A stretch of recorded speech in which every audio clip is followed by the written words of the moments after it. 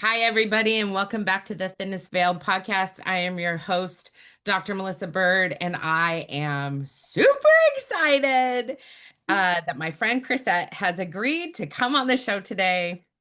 Welcome. I love you. I'm so excited to talk to you today. Well, thank you so much for having me. What a pleasant surprise to be doing this with you. I did not expect it, and what an honor. Oh, so good. Will you tell everybody a little bit about you and the magical, amazing work you do in the world? My name is Chriset Palenshus. I am a birth worker. I do doula work, full spectrum, and I do a lot of other things too. I'm an abolitionist, and I do community work with Black and Brown folks in rural Oregon.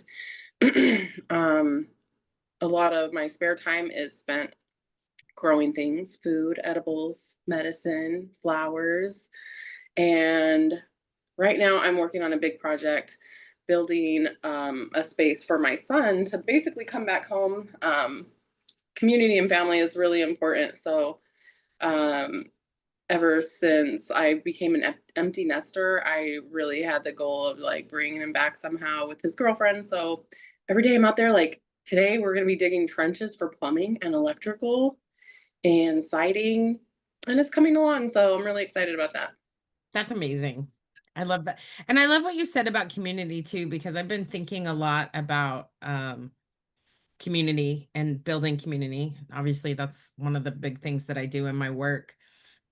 And I'm wondering, so how did you talked about plant medicine and also your doula work and then community and also abolition, which I think that all is intertwined, like this medicine of healing and of connection.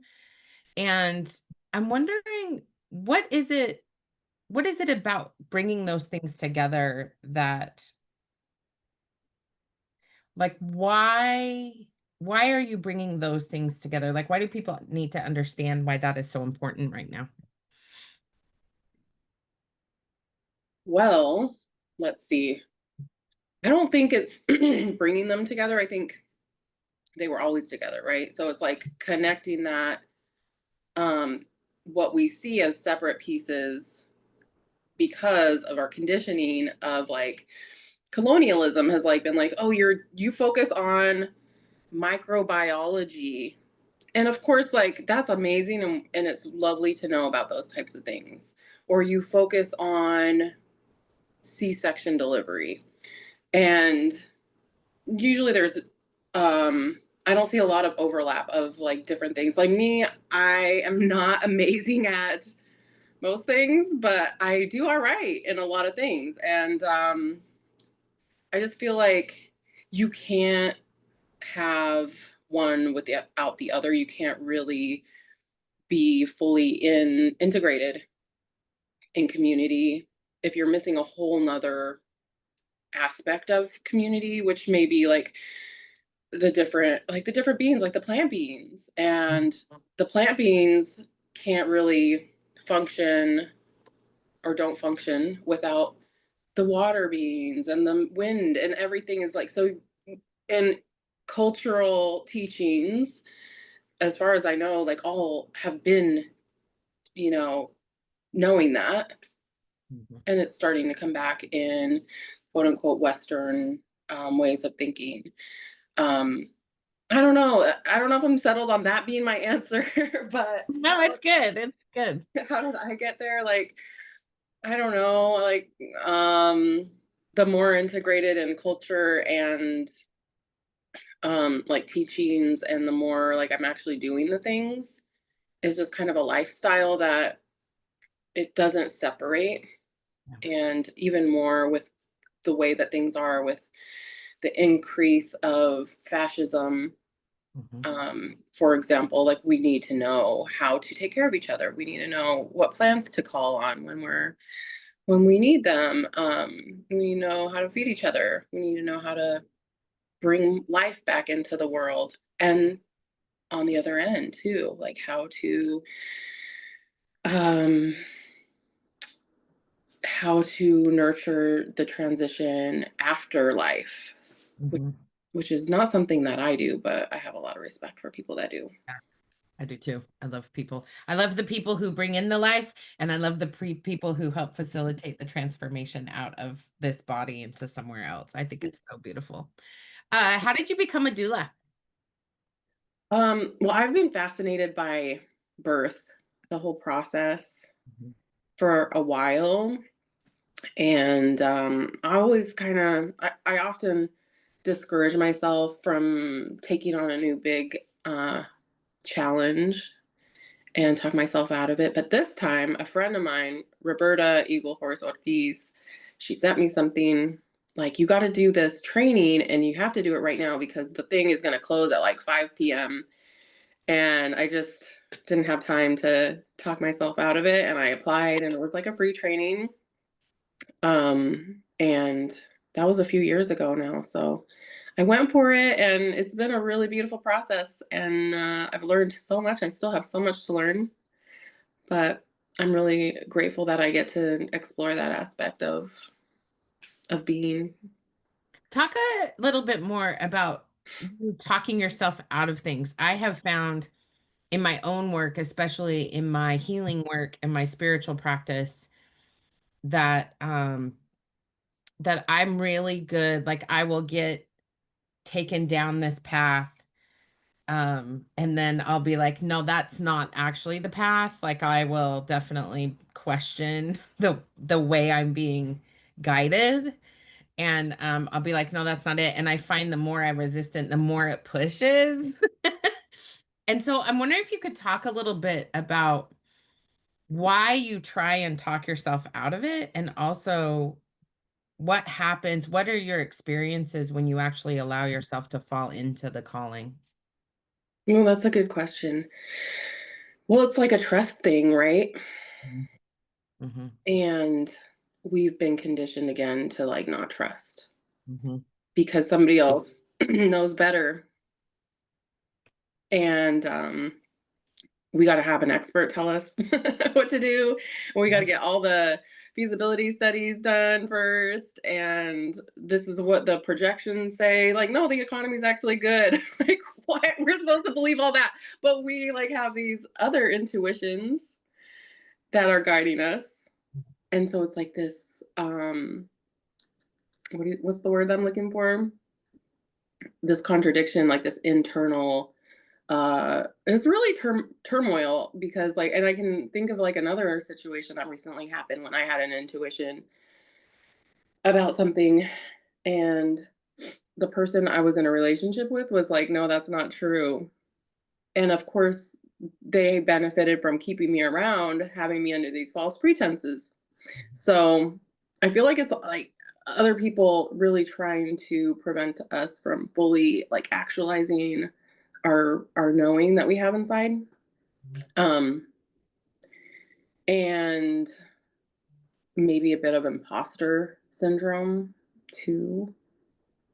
I really, one of there's two things that come up when I'm listening to you talk, and one of them is just that, we talk about colonization in such an academic way, right? Like the forms of colonization, but I feel like what you're really talking about is colonization in real time, right? To take us away from our spiritual center, our intuitive center, the knowing that we carry inside of us where we're guided is really a form, it's of colonization. It's the thing that keeps us from connecting to ourselves. And I've often said, like, you cannot enact genocide, you cannot own human beings as labor if they are connected to that intuitive knowing. And so what you're really giving words to is the hundreds of years of colonization that has pulled people away from their center, that guidance center that we all carry within us. Um, and I think what you're describing really is that inaction of colonization, those external forces that come into us that aren't really ours to carry. And it's like so violent and harmful, and really we should nurture that with each other because people that really are in tune with that, that's so amazing and beautiful and special and unfortunately rare that when somebody's like, no, second guessing or questioning or insulting that really beautiful thing that somehow, despite everything, you've been able to hang on to.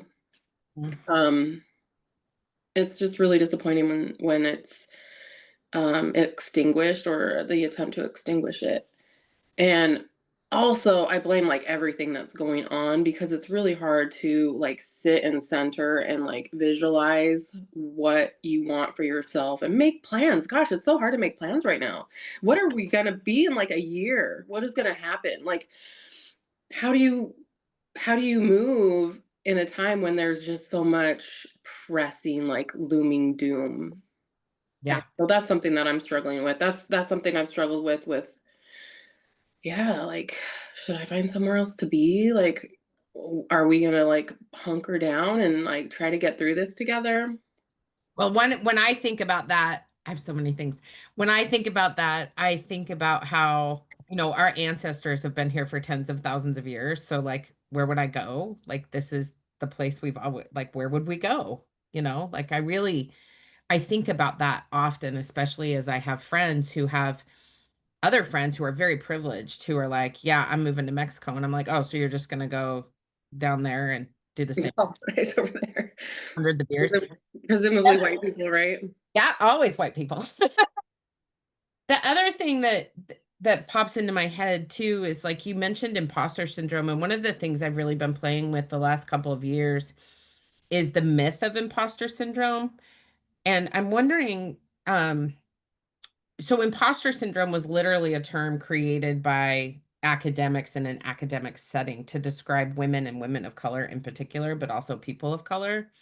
And one of the things I've really been playing with is this idea that imposter syndrome isn't real because we can't be an imposter of ourselves. Our spirit and our soul knows exactly who we are.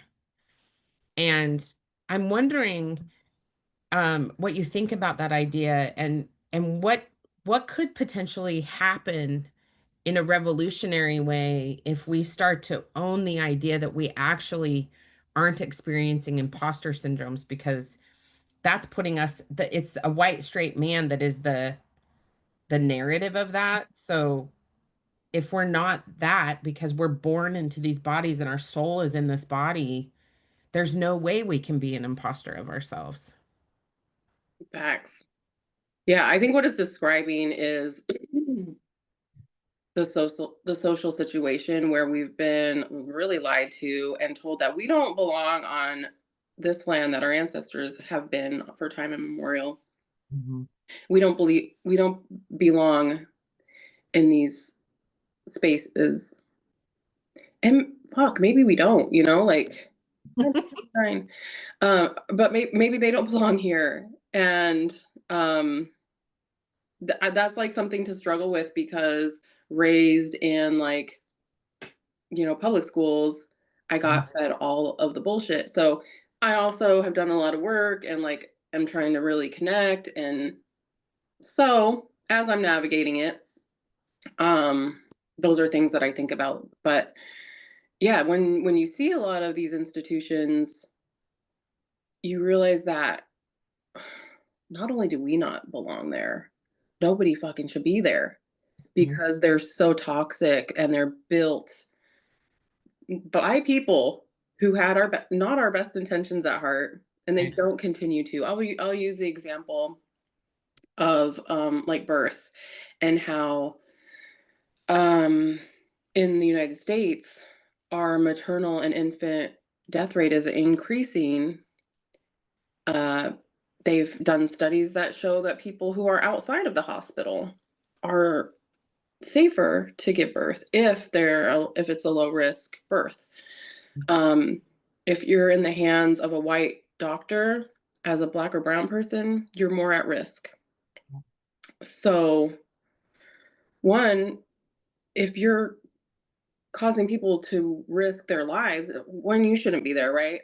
And two, maybe we shouldn't be there either. So let's like deconstruct it all. Like there were ways of not only preventative health, but like caring for each other long before they built these institutions. These institutions are extractive. There's people making insane amounts of money off our illness. And like we just mentioned, I think before you started recording, Yeah. um, it's a racket. It is. And I think that, I worked as a lobbyist for Planned Parenthood of Utah for several years. And that's actually how I got into politics, was advocating for LGBTQ homeless youth and then working for Planned Parenthood. And one of the things that is happening now, of course, in these states with all these abortion bans, the maternal mortality rate and the infant mortality rate is just skyrocketing, right? And there's not enough people to give care, right? So the people are actually leaving, like they have maternal health deserts now where people just can't even get the care. And there's not enough midwifery and doula support for those women either, but we're still getting pregnant. Women are still having babies, right? And I think what you're bringing up is so important, that there is a spiritual aspect to birthing and mothering and going through that process. And we've been doing it for time immemorial. We have been giving birth forever. And it just really strikes me as I'm sitting here listening to you, that the connection to that, because we've medicalized the birthing process, is actually one of the things that puts us at risk. Not that I don't love my OBGYNs right out there. Thank you for doing that work. And also, how do we create a community of care where we're honoring the doulas and the midwives and the doctors as working in connection with each other instead of against each other? Yeah, that's so important. And that's the first thing I realized when I started doing the work. I thought I was just going to go in there and help families with their pregnancies and do water births at their in their homes. But I quickly realized that that's not usually the situation. And I quickly realized that I wasn't really welcome there Yeah. by the providers. And then realizing like there's a lot to it. Often there's friction when there becomes somebody else who may have a different perspective, and you're used to being the only one who has all the knowledge and all the information and all the advice. And so when there's somebody who's like, who maybe we could look at this, maybe we can take a minute to think about it, can we do some research, what are the reasons, it kind of puts not only a delay, but it puts into question maybe their authority, which shouldn't be that shouldn't be what we're looking at, because really the only person with authority is the person who's Wow. going through the process. You're giving birth, right? Yeah. But I don't know if you've experienced this, but a lot of times with medical professionals there's a lot of ego. Sure. And I think that's why there's such a challenge in building a cohesive like network centering the birthing person. Um, but we're really working on it, and evidence shows that having a doula improves outcomes in so many ways that it really is negligent not to, excuse me, suggest or bring in a doula.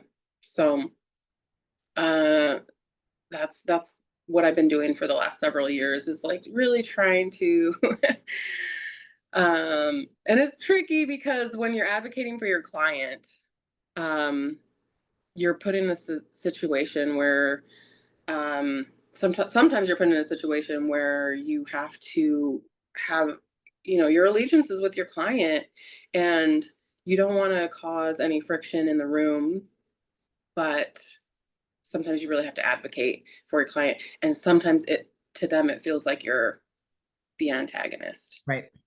So I'm trying to be conscious. I'm Interesting, trying to be because we're conscious. talking about birthing. Like, it's so like it should be the least antagonizing thing, right? Like it's such a beautiful and incredible process. Yeah, and I do try to see, and I do respect their knowledge and their, because I'm not a medical expert by any means, Sure. and everything that they have to think about, Yeah.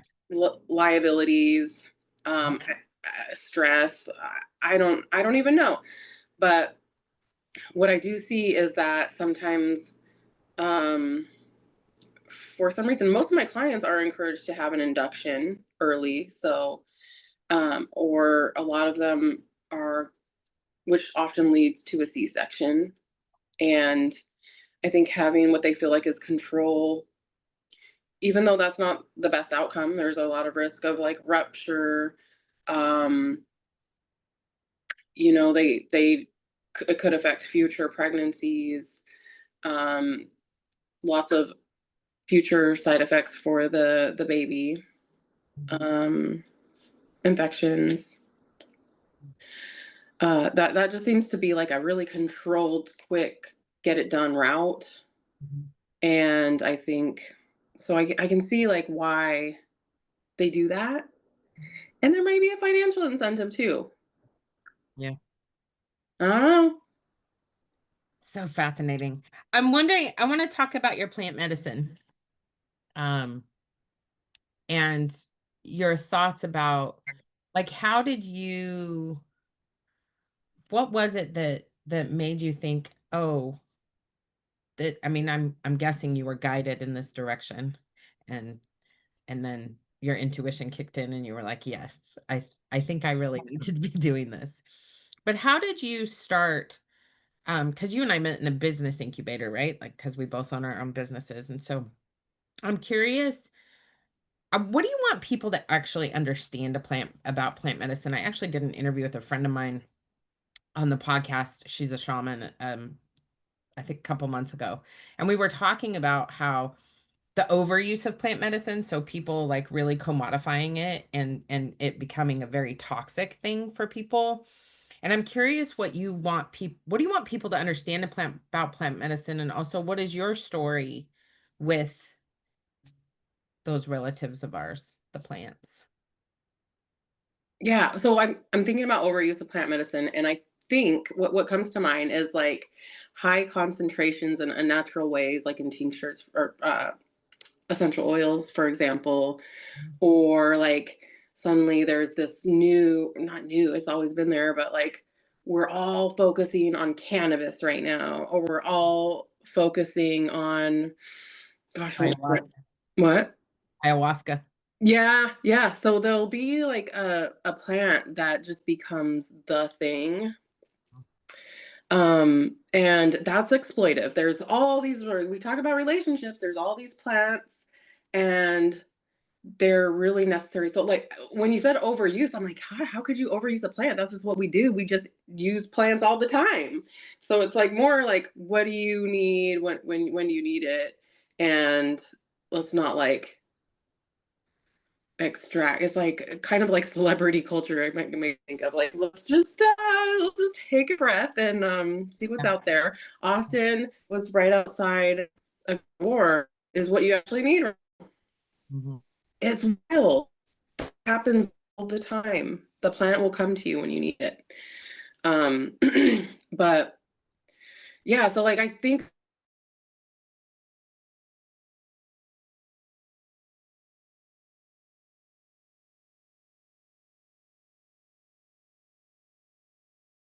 it's like think, or I've got like some mint right here. Um, there's so many things people used to incorporate into their teas, their medicine, their food, and mostly people don't do that anymore. And so I think we can maybe start to think about how to add some of those little um, add some of those into our diets and our ways of life, because really every single thing has just a whole host of benefits, and it's amazing when you start to look into it, not like how they directly affect your body. And it's different for different people. Like the way that something affects me may be different for you, but there's a lot of commonalities.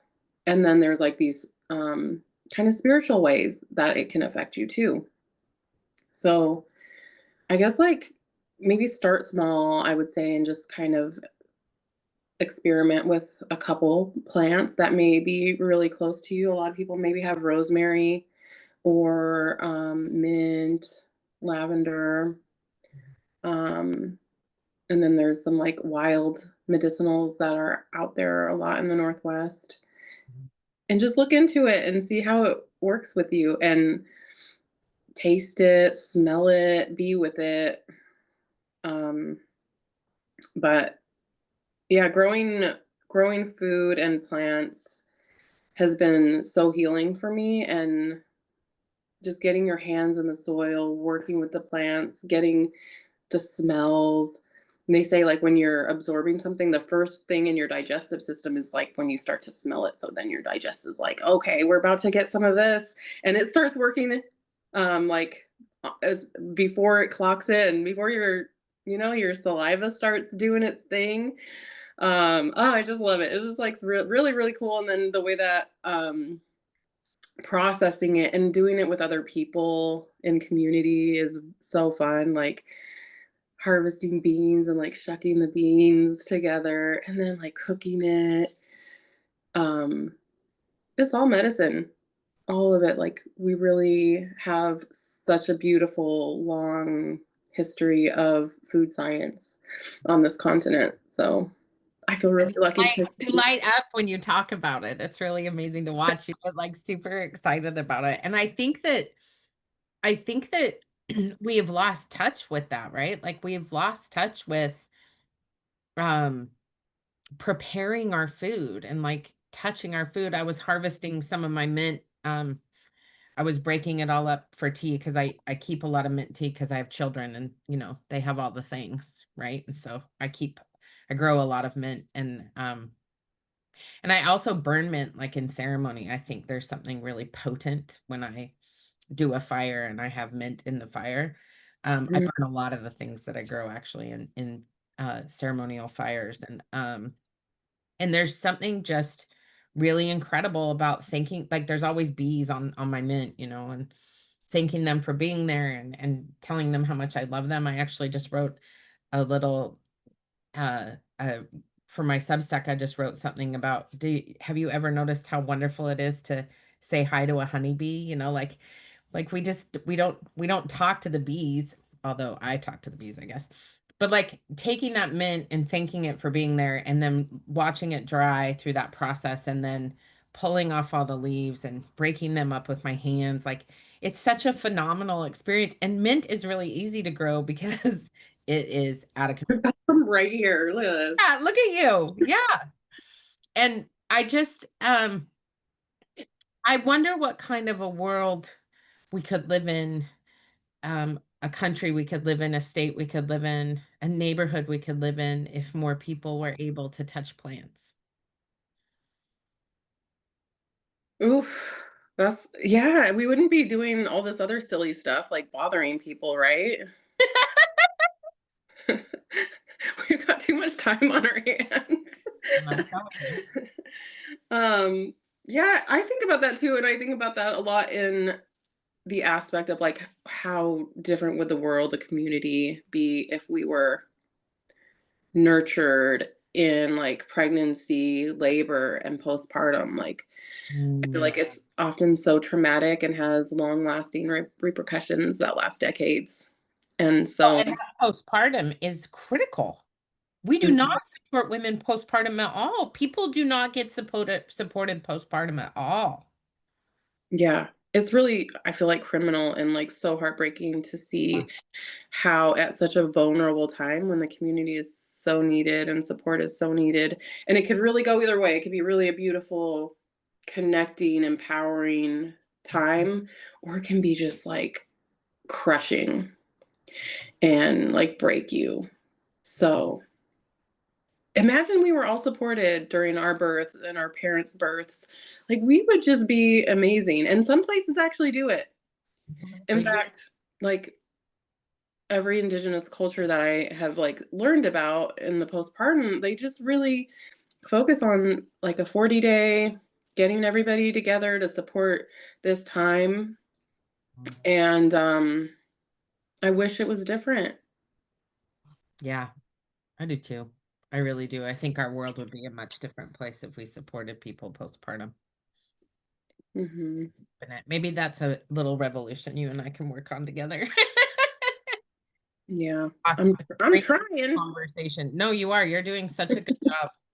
Um, the people who listen to this podcast, because it's about spirituality and healing and connecting, connecting with spirit, connecting with our intuition. If you said something before, I actually wrote it down about how not listening to our intuition is violence.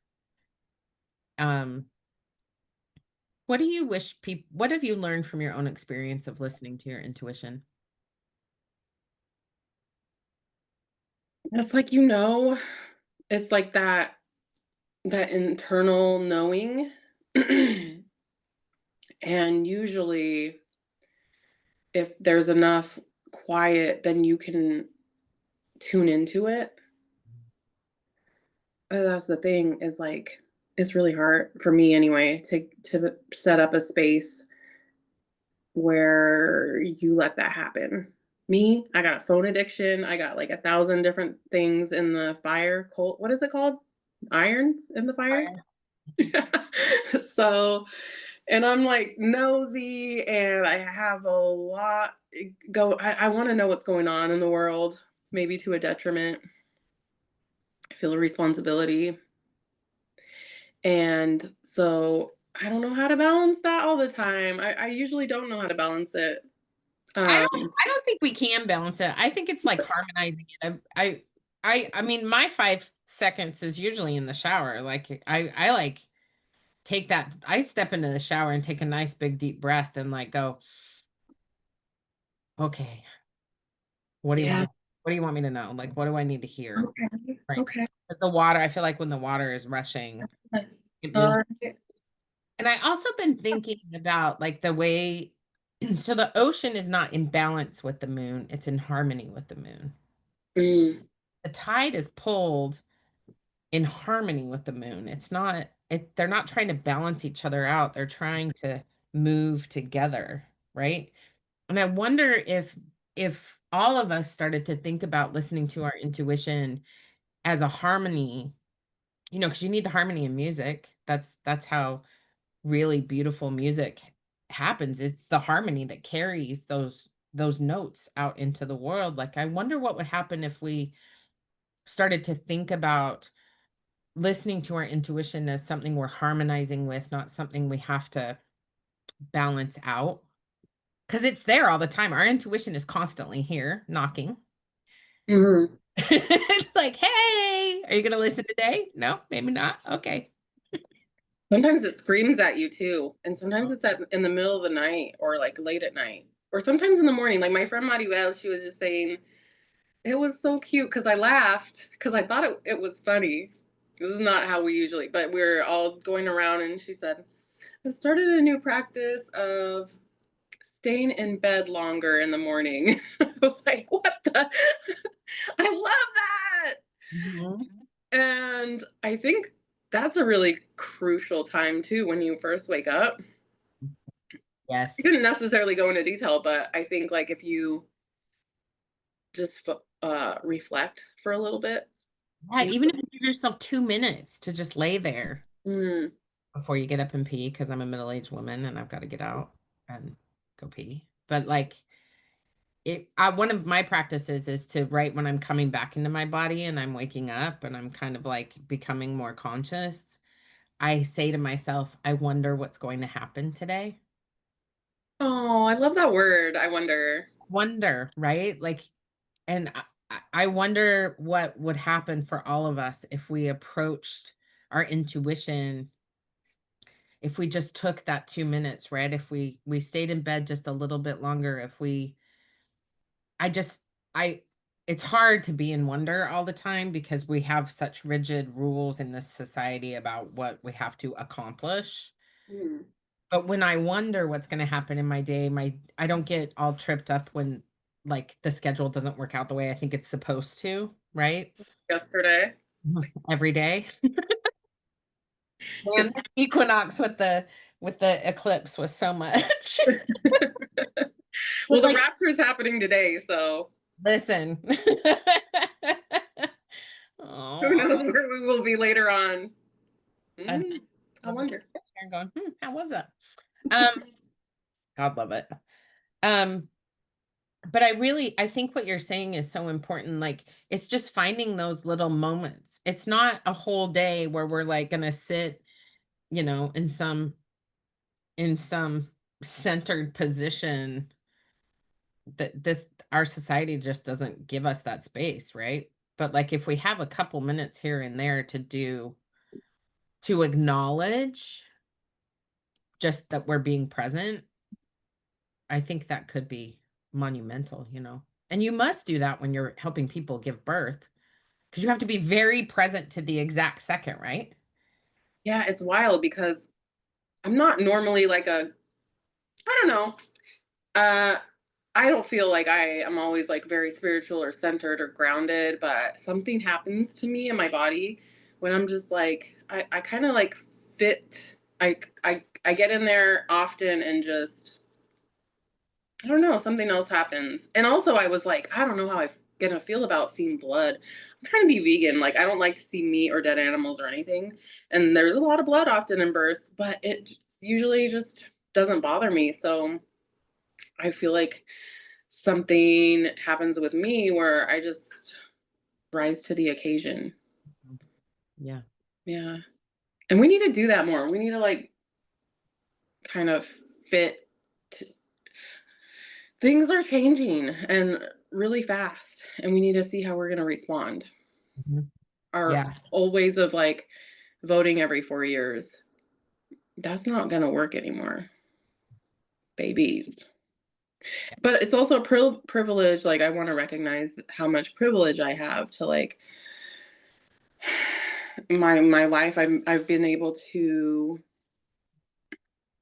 not have to work in situations where I'm like maybe working two jobs or I just have a lot more flexibility and not everybody has that. Yeah. So I'm really grateful that at this point in my life that's what I have. And been it's been such a game changer.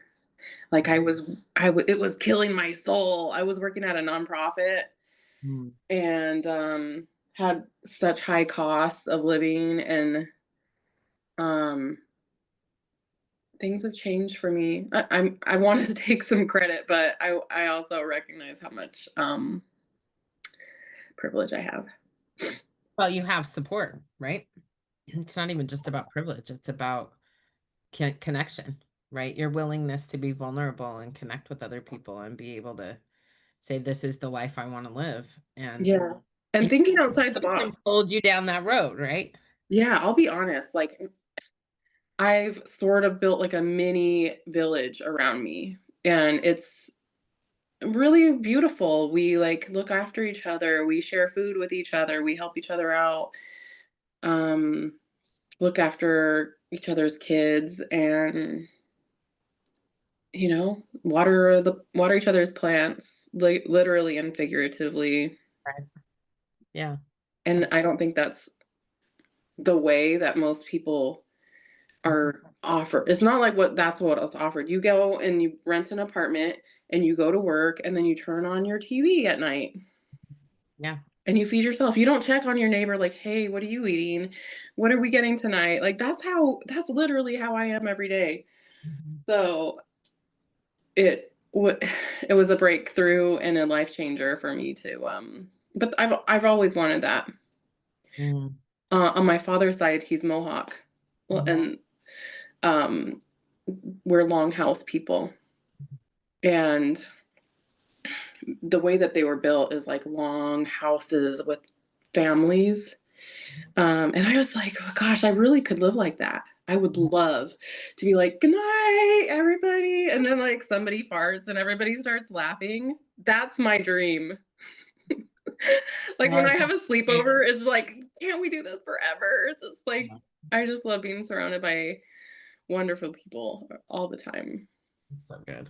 If people want to know more about your work and how they can connect with you, where should they go? I'm Urban Hood. Let me show you my little logo. I love your logo. Thank you. Shout out Steph Little Bird. I love that. Her book just dropped today. I know, I saw. I I should gotta have get it. her on the podcast. Yes, she's so smart and brilliant and amazing and funny. I went to one of her. Well, she was on this panel of a bunch of Indigenous artists in Portland a few weeks ago. Hit her up. I But literally have her pieces of art right here. oh, I got another one. Show and tell.